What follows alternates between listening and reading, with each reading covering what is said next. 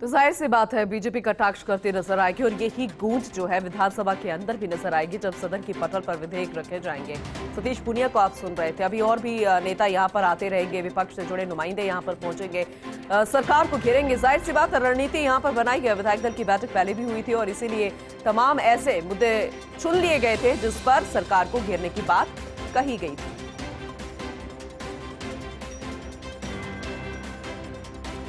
वरिष्ठ सहयोगी नरेश शर्मा हमारे साथ विधानसभा से जुड़ गए हैं, सीधा रुख नरेश की तरफ करेंगे। नरेश जी, सबसे महत्वपूर्ण सवाल यह है, क्या जनहित के मुद्दों पर बातचीत होगी, सार्थक बहस होगी, या फिर वही विपक्ष जो पहले से रणनीति बनाकर बैठा हुआ है कि सरकार को बस घेरना है और सत्ता को विधायक पटल पर रखने हैं, क्या वो पास भी होते नजर आएंगे? आज तस्वीर क्या नजर आती है?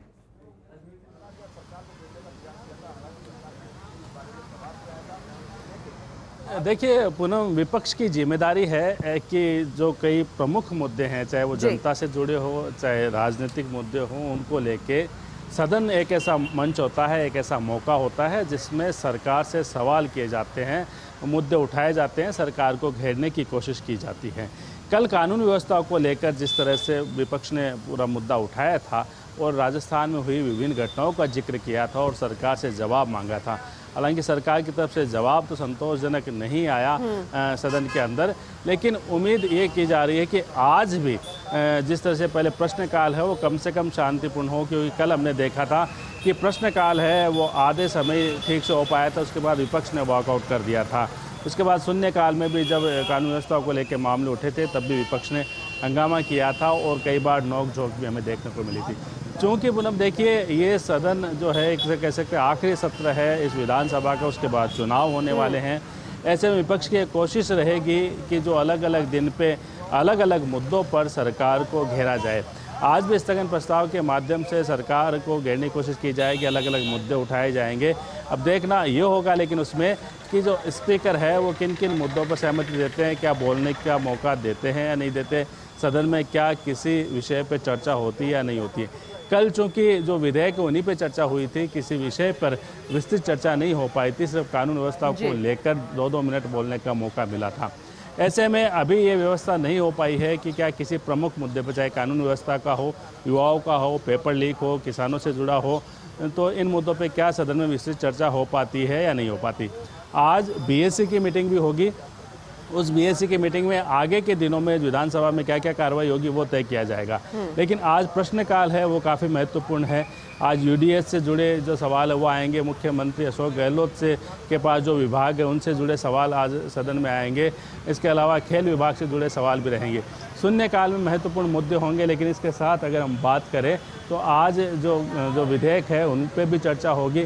खासकर संगठित अपराध विधेयक है वो रखा जाएगा और जो अनुचित साधन उपयोग किए जाते हैं परीक्षा में उनको लेके भी जो संशोधित विधेयक है तो इन पे चर्चा होगी। देखना ये होगा कि क्या आज जो चर्चा होती है विभिन्न विधेयकों पर या प्रश्नकाल में या शून्यकाल में मुद्दे उठाए जाते हैं, क्या वो सीधे जनहित से जुड़े मुद्दे हैं या सिर्फ चूँकि ये अंतिम सत्र है ऐसे में जो राजनीतिक मुद्दे उठाए जाए ताकि जो विधायक है वो चर्चा में बना रहे, ये देखना महत्वपूर्ण। और जैसा आपने कहा का जो सवाल काफ़ी महत्वपूर्ण था आपका कि क्या जनहित से जुड़े मुद्दे दिखाई देंगे, तो देखिए कई ऐसे मुद्दे हैं, खासकर बेरोजगारी का मुद्दा है, युवाओं से जुड़े मुद्दे हैं, पेपर लीक का मुद्दा है, कानून व्यवस्था का मुद्दा है, पानी का मुद्दा है।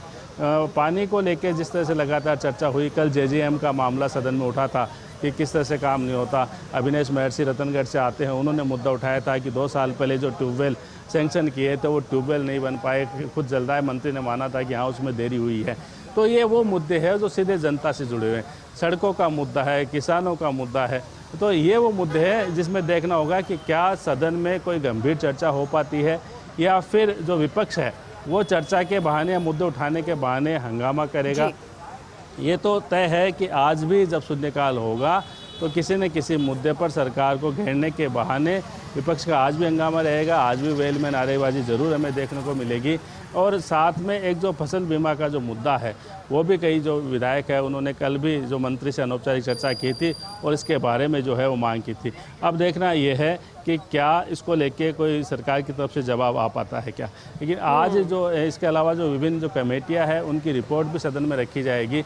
लेकिन जिस तरह से अभी सतीश पूनिया भारतीय जनता पार्टी के पूर्व प्रदेश अध्यक्ष है और उपनेता प्रतिपक्ष भी है, जिस तरह से उन्होंने अभी जो तेवर बताए हैं, संकेत दिए हैं कि किस तरह से सरकार को घेरने की रणनीति जो पूरे उनके विधायक दल ने बनाई थी, उस रणनीति के तहत ही आज भी ये कोशिश रहेगी कि स्थगन के माध्यम से ही हो चाहे से, लेकिन कई महत्वपूर्ण मुद्दे हैं वो सदन में उठाए जाए, उन मुद्दों पे चर्चा हो और चर्चा के बाद में सरकार से जवाब भी मांगा जाए। तो सरकार की तरफ से जवाब देने की क्या व्यवस्था देती है ये तो जब सदन की कार्रवाई शुरू होगी तभी पता लग पाएगा।